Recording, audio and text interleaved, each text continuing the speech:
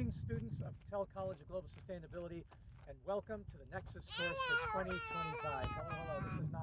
What we want to point out here, as we do every year when we travel through Europe or someplace where there are active wind farms, is we want to debunk myths that are always used, and those of you who haven't visited wind farms may still fall prey to these myths. First of all, noise. Can't hear the windmills at all. You hear the traffic noise, you hear those cars going by, growling fossil fuel powered engines. We have a hybrid car that we're working with right now. Wish we had a full-on electric, but silent. The other thing is dead birds, not a one, nowhere. Another thing, the idea that electromagnetic frequency is somehow disturbing animal migration patterns. None of this stuff is true. It's all been debunked.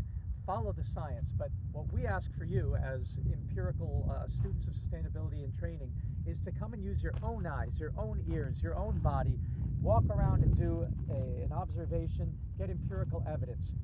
What noise? What problems? They simply don't exist. And then we've had students over the years who've said, well, you know, a nuclear power plant is very compact, doesn't take up much space in terms of land, whereas windmills, they take up all this land in order to generate the same amount of energy. Well, as you can see over there, you see distant windmills there, and you see closer windmills, and you see solar panels there. They're not taking up any land at all. In fact, corn is growing right under the windmill. Corn is growing there. This is sunflower over here, and there's animals underneath the solar panels. Animals seek shelter in the hot sun of the day, particularly with global warming. As the sun heats up the earth in the summer in particular, and you get the hottest summers on record, the animals are looking for shady spots under the solar panels and in the shade of the windmills that you can see over there.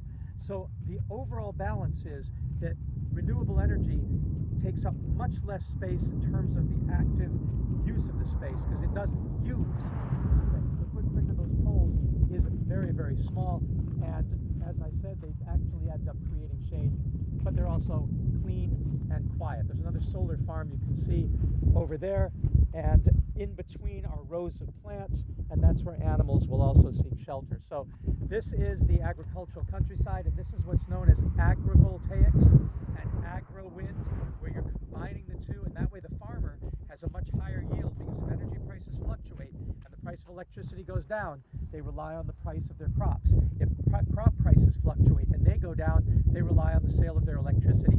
It balances their portfolio.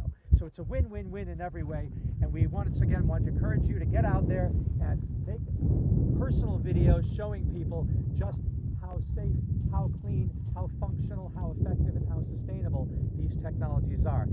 I think they're absolutely beautiful, gorgeous, and I always look forward to coming and seeing and driving through landscapes with windmills and solar panels.